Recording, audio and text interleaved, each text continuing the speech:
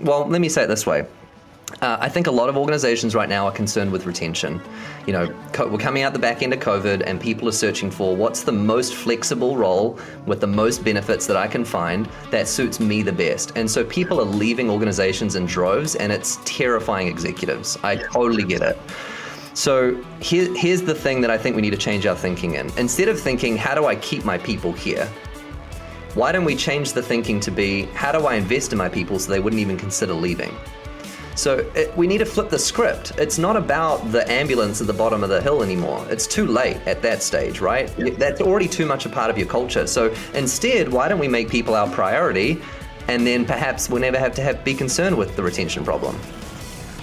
Welcome to the No One Ever Told Me podcast, where we talk about the things that no one ever tells you that you really need to know to be successful and to thrive in business and in leadership.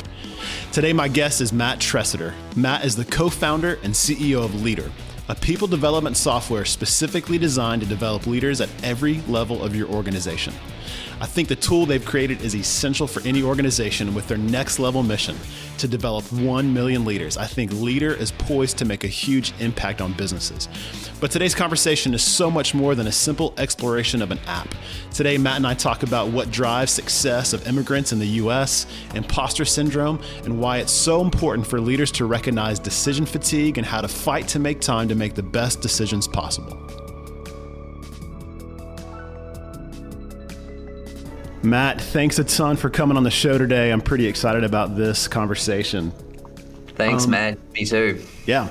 So I'm in the southern part of the United States, and for some reason, we are just like obsessed with accents. So my friends from the UK or Australia or New Zealand, I always feel like they can walk into restaurants and just say, hey, I'd like a seat. And just with their accent, people are like, hey, can I just pay for your meal for free? Do you get special treatment because of your fun accent? Well, I have to tell you, you have to open that sentence with g'day.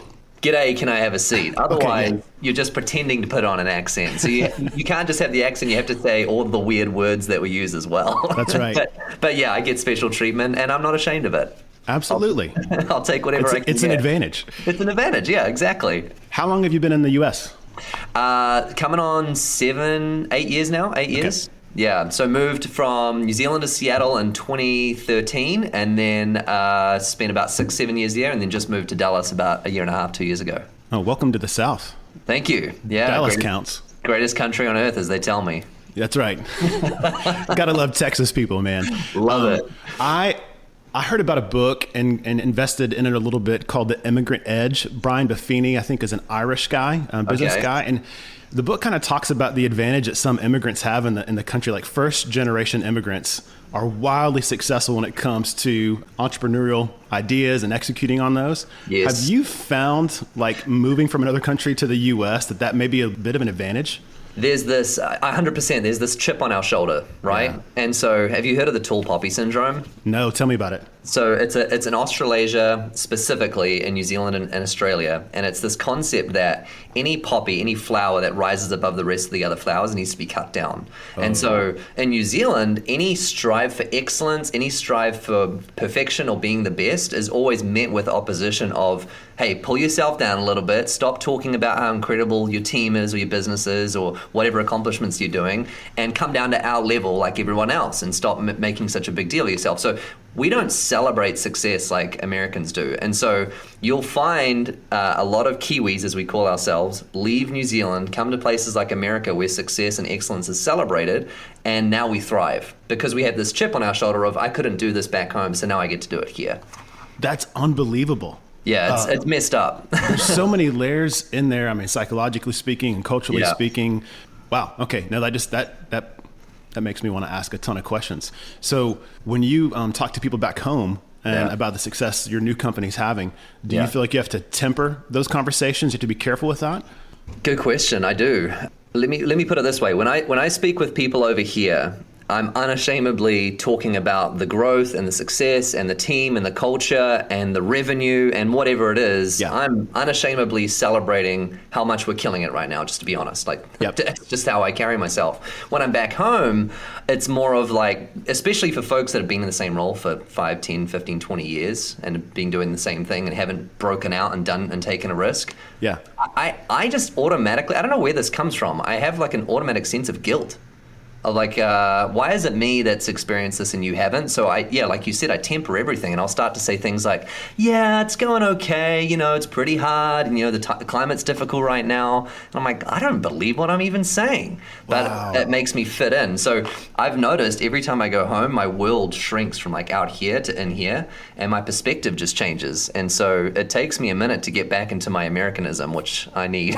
Well, I don't know if you're a writer, but it sounds like there's a book you need to write and all those concepts right there. That's pretty fascinating stuff. Well, so you're clearly not content to stay where you are. You're a builder, you're a mover, you're a shaker. Will you kind of go back and just give us maybe your upbringing, your professional career? What brought you to this point? Sure. So my story started when I turned 15. A friend of mine at school dragged me along to a youth camp.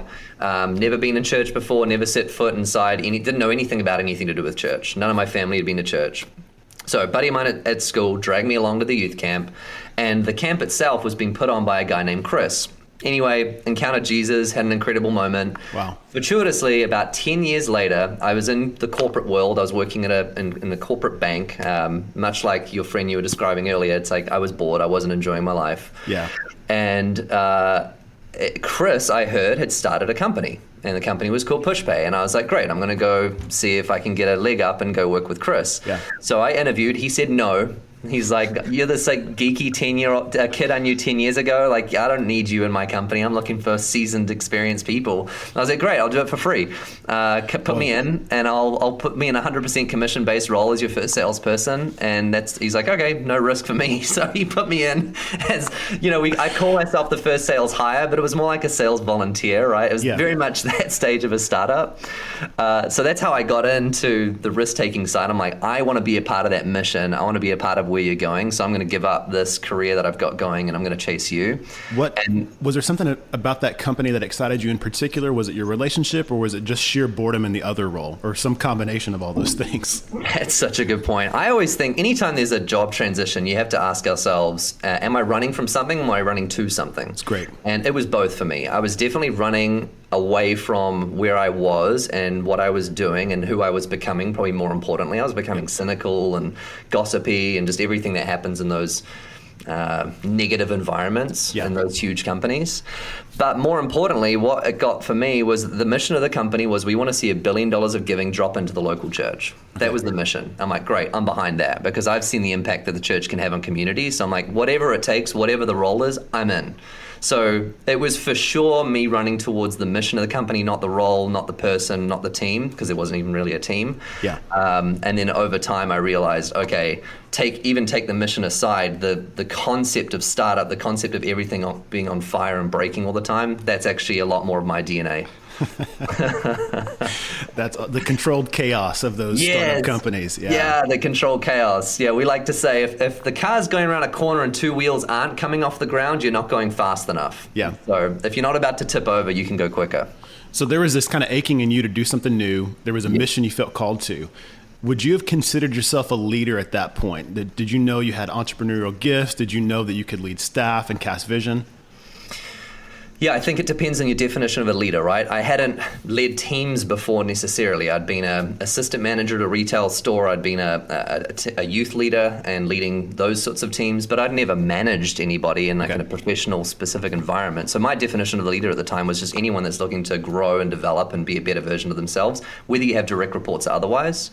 So I for sure would have seen myself as a leader. Would I have seen myself as a leader of leaders, or maybe a leader of vision? That's where I felt really uncomfortable. Like, you tell me what to do and I'll go execute on it. But if you're making me the person that's driving the ship, I'm really uncomfortable and awkward. Yeah. Can we do just a tangent for a second? I saw something about a Seth Godin MBA. Oh, yeah. Will you tell us about that program and what kind of tools you picked up from that program? Oh my gosh, I love Seth. So after that startup journey, I took about 6 months off to recuperate, recover, and truly make my way through what I call my identity crisis moment. And you had moved to Seattle in that company transition, right? I had, yeah. So I left about a year after I first joined PushPay, and then ended up moving over to Seattle. So anyway, about 6 years later, I was done. I just couldn't do it anymore. I needed a break. And so I took 6 months off. And in the second part of that journey, I just started to get really bored. And one of my mentors told me, do not start interviewing. You're going to ruin your time away if you start thinking about what's next. Okay. But I was getting really frustrated with, well, I need to do something. And so I didn't want to go and do a full MBA. And I just Googled Seth's course. And had a blast doing it. I don't know if you know much about it. It's an online curriculum, and you meet with people that are in a similar stage of life. It was fun. That's awesome. What was the most maybe crucial piece of learning from that program? Anything that just stuck with you? Yeah, there's a different topic that you cover. I think it's over 6 weeks. And one of the weeks, the topic was on empathy, and talking about empathy is not understanding what it's like to walk in someone else's shoes. Empathy is understanding that they can teach you something that you don't already believe, and helping to have a conversation without being offended. And so he made us choose a topic that you strongly disagree with, and write it as if you're advocating for that point of view. And so I wrote a few page post on how we didn't land on the moon. So and I advocated for that never happened, and I bought into all the conspiracies, and I became that guy. That's brilliant. Oh, that's such a good lesson. Okay, I love that. I needed it, honestly, because I love a good fight too. I'm like, I don't really want to understand your point of view. I just want to win the conversation. That's right. That's right. No, I probably need to study that course myself and do some work there personally. Well, let's jump back into, because I think what's really important is in those 6 months of transition, or maybe even the time before that, as your time at PushPay wound down, when did the concept, the idea for Leadr take place? And then will you tell us the steps? How do you get from idea to execution? Well, I don't know who coined this quote, but there's a sentiment or a quote somewhere along the lines of most ideas, most incredible songs, most poems, they're birthed out of pain. Yeah. And so the best stories come out of moments of incredible frustration and angst and anxiety. And so I don't know if I could recall one specific moment where I knew that, okay, this is the Leadr idea. It was maybe a little bit more iterative than that.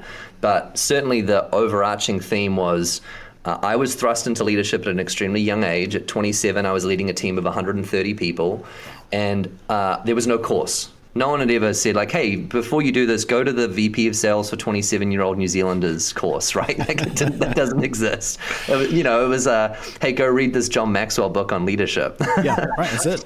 Right, that's it. And so it was me thinking about that journey of being like, okay, for the next Matt that gets put in a position like this, how can we better equip and develop them so that they don't go through all of the heartache that I did? But secondly, it was every organization is bottlenecked by what I believe is called the leadership gap, which is I need people to lead this team and I don't know who to put in that position. And so it's not only equipping people once they're in the role, it's identifying them ahead of time and developing them before they're in the role. And so that was the inception of the idea. So I mean, I can pause there before we get into execution.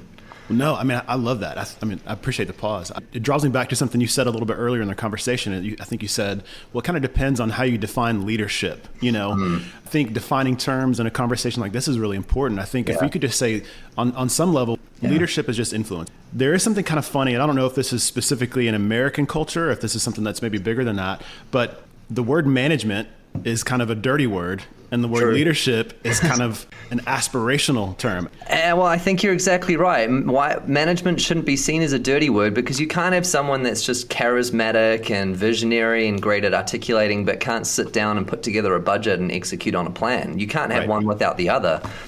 So I agree with you. So anyway, my story. So we had this inception of this idea. If we have healthy leaders, we have healthy teams, unhealthy leaders, unhealthy teams. So how do we bridge that gap?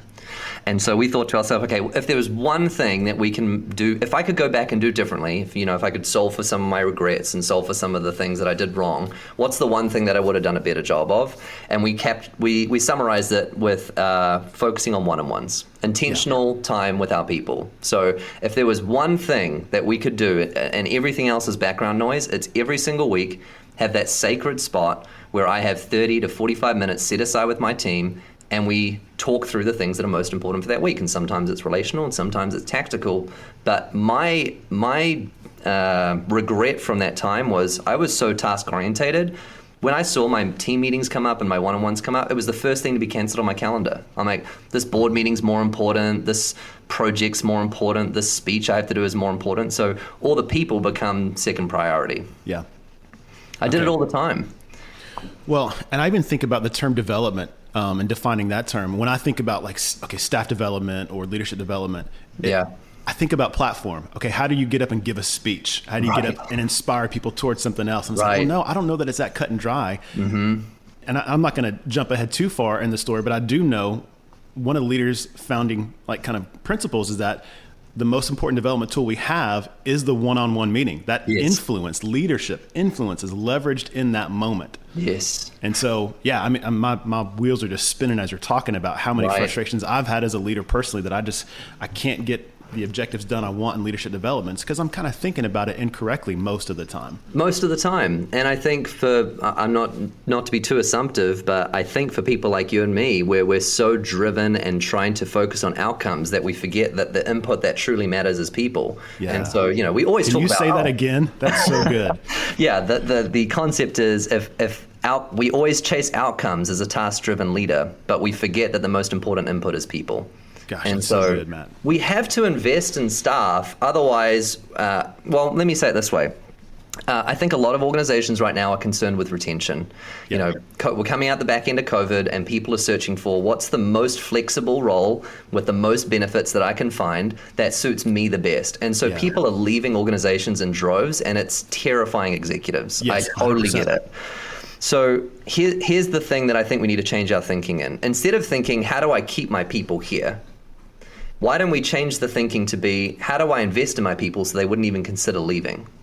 So we need to flip the script. It's not about the ambulance at the bottom of the hill anymore. It's too late at that stage, right? Yeah, that's right. That's already too much a part of your culture. So instead, why don't we make people our priority and then perhaps we'll never have to be concerned with the retention problem? That's so good. I told you I just interviewed a guy who's one of the owners of an MLS soccer team, and he talks about his healthcare company as we only hire A players because A players want to play with other A players, and B players just want to kind of look good, and that's why they usually hire C players. And so he said, we will, if we end up with a B player at the end of an interview process, at 90 days, I'll offer him $5,000 to leave. I love it. I was like, oh my gosh, that's so brilliant. But the idea that retaining staff, it really starts at the beginning. When you try to triage at the end of a process, you're really too late. It's true. Wow, yeah, it's 100% true. And go ahead. No, please, you go ahead. I was just going to say, it's one thing to take an idea, because I think if all of us was to sit down around a table and talk about leadership development, no one would be in that conversation advocating for the opposite. No, leadership's not important, development's not important, coaching's not important.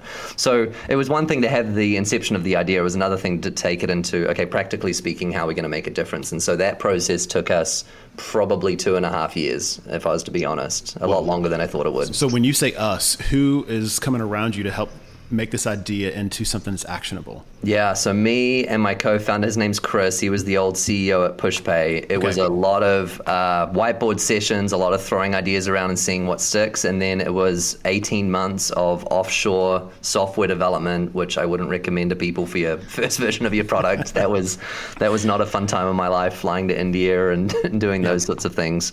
But it was a lot of, we called it beta testing. It was, hey, we're going to try and build something that I wish I would have had, and then we're going to put it in the hands of around 100 different organizations and see, is this going to add value to you, or were we wrong?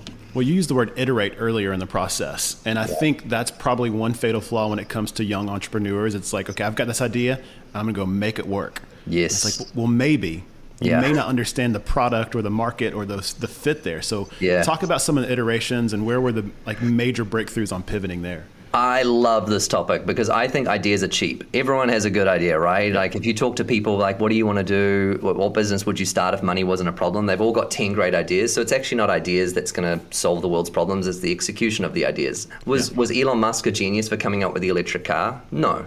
He's a genius for figuring out how to execute on that and actually put it into reality. That's right. So one good example of this is we started with this idea of how do we develop people? Well, we should put customized content in their hands that is specific to their growth track. So we were thinking to ourselves, if I knew that this person was specifically struggling with conflict resolution, then I'm going to send them a book called Radical Candor by Kim Scott. It's the best book on how to have candid conversations and not ruin the relationship. Or if this person's struggling with public speaking, maybe I'll send them a Simon Sinek video. So that was the original idea. And it kind of made sense. But what we realized as we started building that version of the product is that people didn't have a content problem. I can go online and Google all sorts of different types of content. And so we spent 6 months building this module, and then we threw it out the window and focused on something that was the anchor point, which was one-on-one. So you can imagine, hey, I've quit my job. I took 6 months off. I'm not going to go do this other thing. We spend a year, 6 months in ideation, another 6 months in building the thing, and then we throw it out completely and start again. Wow. Yeah, so iterate, pivot. Iterate and pivot, yeah. Don't get stuck.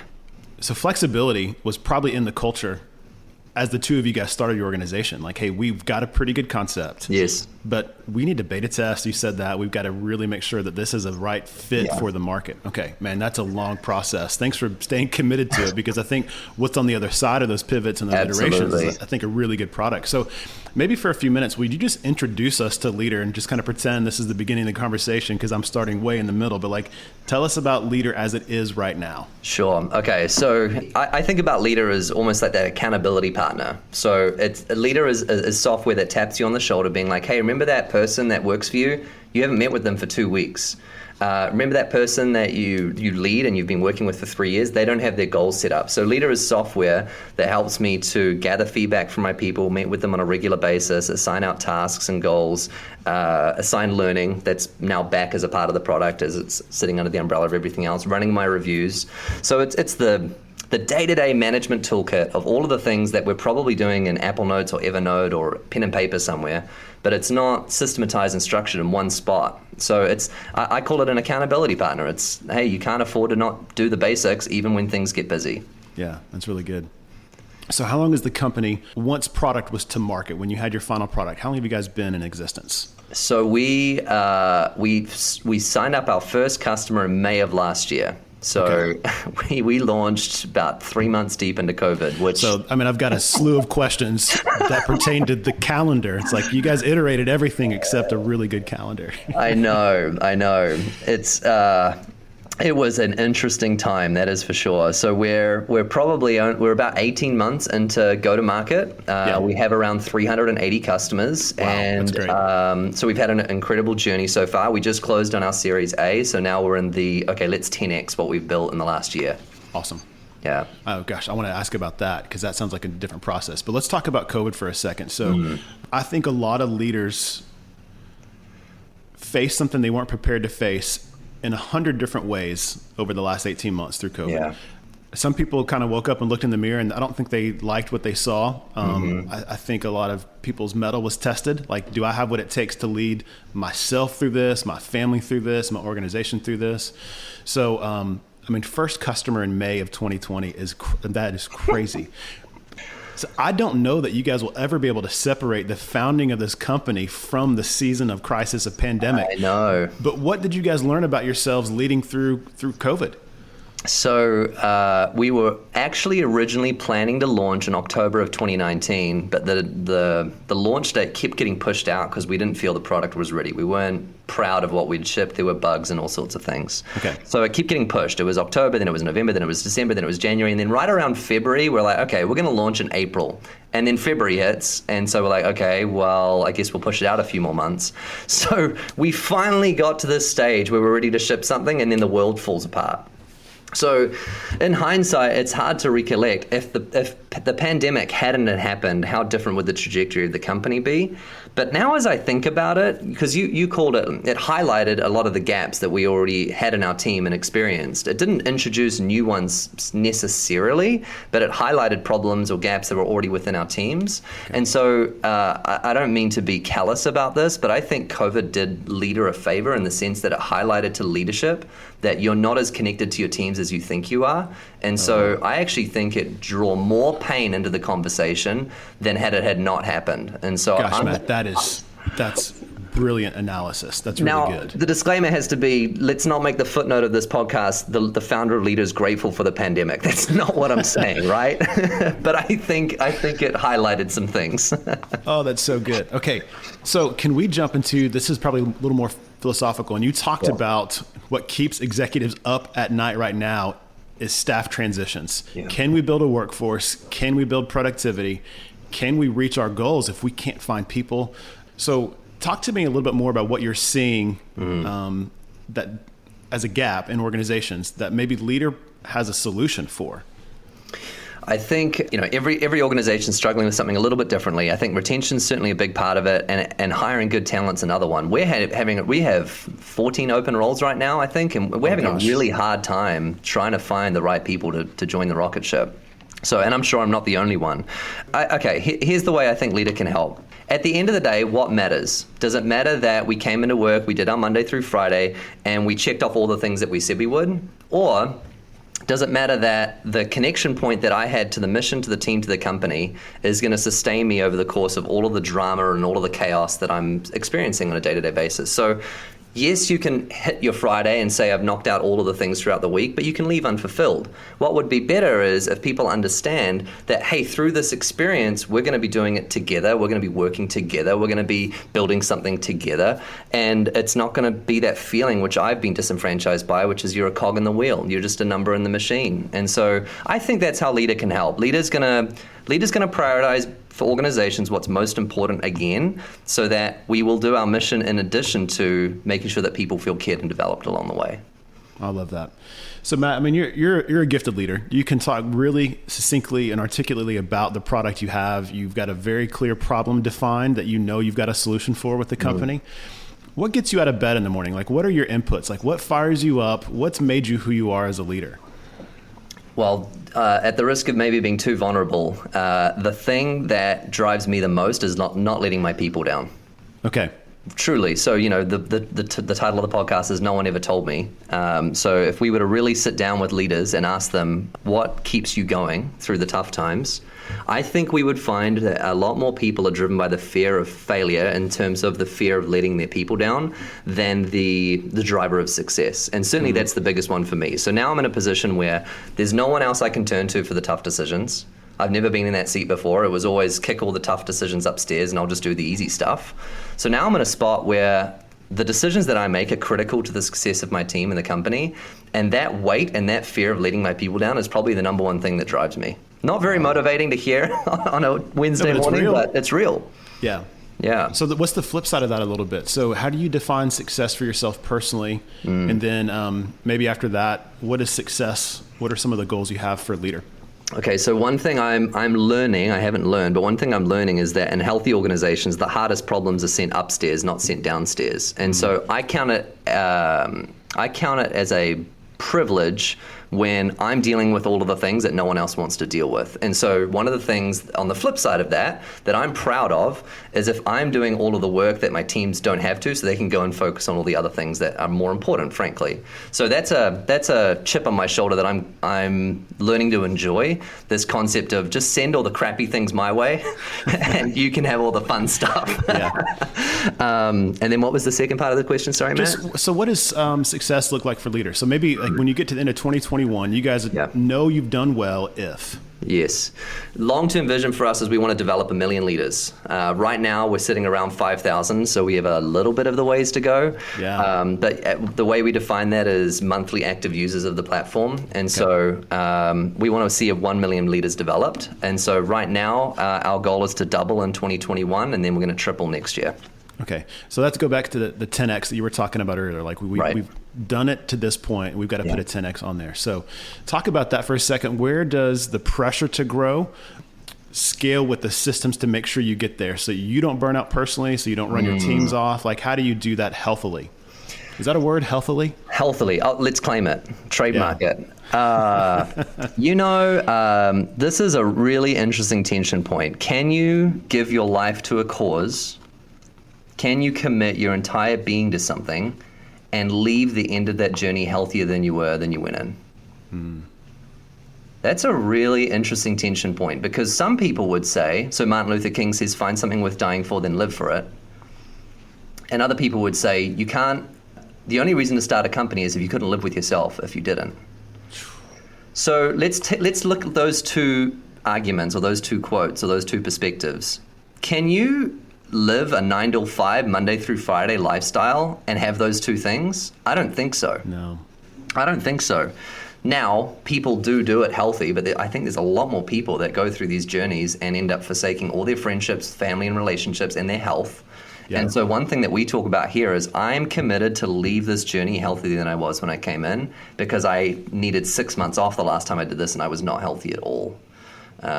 So those are the things that I think about. I mean, I think you have to commit your entire being to the idea if you truly want to make an impact, but at what cost? And there's certain ththings that aren't worth giving up. Matt, that's so good. I love that those are the things you're paying attention to in the journey. Yeah. That's incredible. If you're talking to Matt, 15-year-old Matt, and this journey is ahead of him, what advice are you giving him? How would you coach yourself to get to this point? So have you talked much about the imposter syndrome on your podcast? I've had a couple guests really reference it. It absolutely pops up. So I'm a high school dropout. I'm a college dropout. I didn't come from a specific upbringing that set me up to be where I am today. And so I came into the workforce with a huge sense of insecurity of I don't belong here. And one day I'm going to be found out to be a fraud and they're going to kick me out. And so every day I'm trying to prove to people that I deserve to be here. Now, there's a healthy aspect to that because it makes me work harder, but there's a super unhealthy aspect to that as well because your identity gets wrapped up in what you do. Right. So if I was sitting down with 15-year-old Matt, I'd say a few things. I'd say, stop concerning yourself with, is there a role out there for me that fits me? I spent a lot of time worried about how come I don't get to live the lifestyle that the people that I look up to get to live, and how come I don't get to have the roles that they get to have. And so I tell myself, just chill, take a deep breath, especially at that age, as you're leaving high school, everyone's asking you, what are you going to do with your life? I hate that question. What do you mean, what am I going to do with my life? I'm 17 years old. I don't know. Go to the movies after school? What do you mean, what am I going to do with my life? So that would be the first one. I tell myself to chill out. And the second one I'd say is, you've got a lot more to give the world than you realize. And so that false humility that you cover yourself with, just get rid of that and just own it. Yeah, you've got gifts. There's no reason to hide those gifts. Yeah, there's no reason to hide them. That's right. Great. Yep. Okay, real quick, will you just tell us some of the maybe disciplines you have? Are you an early riser? Are you a reader? What do you do in your life, the sacrifices you make to kind of get the outputs that you have? What are the inputs right now? Good question. So I'm definitely an early riser. Well, it depends. If you compare me to like Jocko Willink, I don't know if you're a Jocko fan. I'm not waking up at 4:15, so I'm more of a 6 a.m. guy. Okay. I have to get my workout in at least 4 times a week. I give myself Wednesdays off. Otherwise, I start to feel guilty that I'm not going, and yada yada yada. But I'm an early riser, and then some of my other inputs is when I'm off. And so that means that whether it's dinner time with my wife or whether it's when we're on vacation, there are certain times of that day, maybe early in the morning, I'll check emails. But apart from that, I'm off. And so I need to do a much better job. I've had to tell myself, I need to do a much better job of actually being on vacation and not working while on vacation. So that's been another one. Diet's been huge for me. I do intermittent fasting. It just helps me be a bit more disciplined because people are always bringing me gifts and I'm sitting there eating bags of chips all day, every day. That just doesn't help me. My Achilles heel is my fridge of Red Bull, which is down to my right. And so one of my inputs is 2 sugar-free Red Bulls a day. That's not a healthy input, but it is an input. It works, right? It works, yeah. That's right. That's so good. All right. Let's see. It's like confessional hour, right? I appreciate all the honesty and authenticity. It's so good. So obviously with the no one ever told me concept, you talked about some stuff that was really helpful. But there are some really practical things that leaders in your seat just need some help with. So when you hit a leadership wall, who do you call? Where do you go get advice from at this stage in your career? Yeah. My pastor back home in New Zealand who married us, we have a call every other week. And that's a call where I just get to tell them the good, the bad, and the ugly. And 90% of the conversation's the ugly. And I need that. I need that safe space of someone that's not in my immediate proximity that I can trust to just be completely candid with. And then for me, my board is incredible. We've assembled a team, like essentially all of them are my mentors that just help to keep me on track. That's great. And I think everybody needs those people that are a little bit further in life than you are, and then you would say, if I'm like them in 5-10 years, I would be proud of where I'm at. We need those people. How difficult was it to put that board together to find those skill sets and those people you really appreciate their journey? It was difficult, you know. You have to think to yourself, I'm not looking for people that are like me. I'm looking for people to complement my weaknesses. And so we were really specific about who we wanted to bring on the board and what expertise they were going to bring to not just me, but to the wider team that I don't have or we don't have. And so we only formed our board in February of this year. So 2.5 years from the inception of the company to forming the board. That's really good. Man, I love that. I'm just looking over some other questions. The conversation's been so natural. I know, we haven't even looked at them. Well, you brought it up earlier, so I have to go there if you don't mind, Matt. Please. So what is one of the things that no one ever told me, and this is one that I'm learning as well, which is, so I did 90 days. I became the CEO in February, and then 90 days later, I did a talk with my staff. What have I learned in the first 90 days of being a CEO? Okay. One of the things I learned was I never knew what decision fatigue was until being in this seat. So one thing that I think no one ever tells other people about leadership is this thing called decision fatigue, which is you might not have a day full of meetings. You might not have 15 outstanding emails. You might not have 30,000 Slacks to respond to, or you might not have voicemails on your phone. That was me my first time on vacation as a CEO. I had all my to-dos finished, and I'm sitting there on vacation, and my head's going a million miles a minute, and I'm like, what is wrong with me? I don't have anything to do. Yeah. And it's true, but I had a million things to decide. And so I think something that we don't tell leaders enough is there is a burden and there is a weight with decision fatigue, and it's real. And so actually the more you step up into leadership, the more of your time is consumed by thinking and not doing, which is a very unnatural thing to me. So I wanted to get that out of the way before we jumped into other specifics. No, that's great. Let's continue to that just for a second or two. I can't remember which, there's some famous executive, and I don't know if it was, somebody at Disney or somebody at another tech organization, but he said, all I really need to do in the C-suite role is I need to make 1 or 2 really good decisions a day. And it's like, well, that doesn't take 8 hours to make those decisions, but like you talk about, your head never stops, just twirling and spinning and processing and thinking about, okay, if I'm required to make a really fantastic decision for the future of this organization I'm in leadership of, that just takes some time to process. Right. And it doesn't turn off at 5 o'clock. No, it doesn't. So as you've processed decision fatigue, what are some healthy ways to navigate that? I love what you said earlier. One of the things, one of your inputs is when I'm off, I'm off. Yeah. So what are some ways that you can maybe quiet your mind a little bit? Do you have hobbies? Do you have things you do that you love that really make you not think about work for a while? I do, yeah. The first thing I actually had to do was I had to stop feeling guilty for my calendar not being blocked all day, every day. So one of my mottos is refuse to be the bottleneck. Refuse to be the bottleneck of the organization, refuse to be the bottleneck of the team. So my one of the things that I've ingrained into myself is I am readily available at any time so that I'm not the reason why we can't move forward and move faster. Now that gets really unhealthy when I start to cancel really important blocks of time to make decisions to meet with people. Actually, the right thing for me to do is say, you decide, not my job, your job. I need to go and do my jobs that have been in next quarter, next year, you can do yours. So that was actually the very first thing I had to do. I had to start putting blocks of time on my calendar, specifically set aside for problem solving or thinking about a big project or a big decision. But more importantly, I had to not feel guilty for that block time because I'm such a doer. So that was the first one. One thing that I think takes some energy from me is processing failure and risk. So you're a driver, you're a results-oriented kind of leader. Yeah. When you think about your relationship with risk, and it's impossible to think about that without a relationship with failure, how have you gotten more comfortable with saying, okay, I'm going to try some stuff, and this company is an example of that. Yeah. How have you gotten more comfortable failing and failing forward? I don't know if I have gotten comfortable with it. I think that's the honest answer. Is I like to say I'm addicted to change. I'm addicted to chaos, and we talked about that earlier. Controlled chaos. However, the weight of what if I get this wrong, and what is that going to mean for my staff and for my customers? I don't really hope that ever goes away. Yeah. Because you can become, and part of, actually in my last role, a lot of that did go away, and I was cynical. I wasn't optimistic at the end of that journey. I just closed myself off to feeling the response or the reaction of when things go wrong, and I just harden myself to it. I don't want to live that way. So I haven't found myself to be above risk. I think as leaders, we should always measure risks and think objectively. If this decision goes completely sideways, am I willing to pay that cost?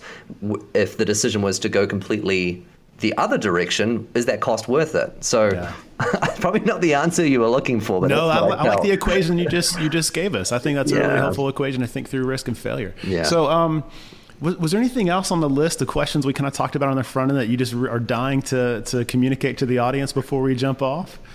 I would say, okay, so when I was having my identity crisis on my 6 months away, of not knowing what I wanted to do next and who I wanted to be, one of my mentors said to me, Matt, God has a big house and he has many rooms, and one of the rooms is for you.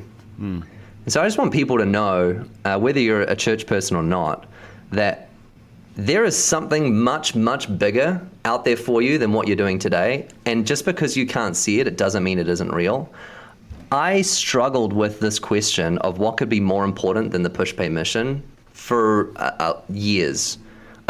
It's what kept me there for so long. I couldn't see myself doing anything else that was this meaningful. But right here today, 5 years later after that event, I can tell you that what I'm doing is 10x bigger than anything that I ever felt back then. And I just want everyone else to know that. There's nothing unique and special about me that allows me to deserve to be in this position. I think everyone needs to recognize that there's something out there that's bigger and better for them, and just take a risk and give it a shot. Matt, that's a perfect way to send us off. So if anybody listening is leading an organization and they want to know more about Leadr, they want a software demo, what's a step they could take to find out more about you guys? Yeah, check us out at leadr.com. That's Leadr. We took one of the E's out because we're a tech company and it helps you be a little cooler. Absolutely. Leadr.com, and you can reach me at matt@leadr.com. Matt, thanks a ton for what you're doing for the mission of developing 1 million leaders. I just want to say, man, I'm an advocate. I hope that you guys crush that goal. That's such an exciting goal. So we'll cheer you on from the side, and thanks for being here. Appreciate it, Matt. Thanks. Absolutely. Aren't Kiwis just the best? It's really great to meet a leader who's at the beginning phase of a company that you just know is a rocket ship and is on its way to making a huge impact in the marketplace. I love this entire conversation, and it's really a pleasure to get such great wisdom and insights from Matt. But here are 2 things I really resonated with from today's conversation. Number 1, Matt talked about his refusal to be the bottleneck in the organization. This is a serious commitment. When leaders position themselves as the only ones capable enough, or responsible enough, or informed enough to make a decision, when that happens, you are the lid to growth. You aren't leveraging the talents and gifts and strengths on your team. Instead, commit to push decisions down as low as you can in the organization and still get results. This is development, to trust the people you've hired to make a call and make progress. If they can't make a decision, then one of 2 things is happening. Either you've hired the wrong person or you haven't equipped them to make a decision. Second thing I really enjoyed, I think it's really interesting that the first customer Leadr signed was in May of 2020. Can you imagine starting a company in COVID? Most of us were thinking about how do we keep the doors open and how do we keep the lights on, and they went to market 2 months in a global pandemic. But here's the truth. Now more than ever, retention, hiring a gifted staff, and building a competent workforce are issues that are keeping executives up at night. I heard one leader ask, what if we spend all the time and money to develop them and they leave? But a better question is, what if we don't and they stay? Leaders aren't bought, they're built. And now more than ever, leaders need to commit to invest in the staff we're responsible to lead. And I think Leadr is the right tool for the job. All right, that's it for today. If these conversations are helpful, interesting, or inspiring, take a minute to share the podcast. It would mean the world if you did. And if you haven't already, please rate with a 5-star and subscribe while you're there. Thanks for stopping by, and make sure you join us next time on the No One Ever Told Me podcast.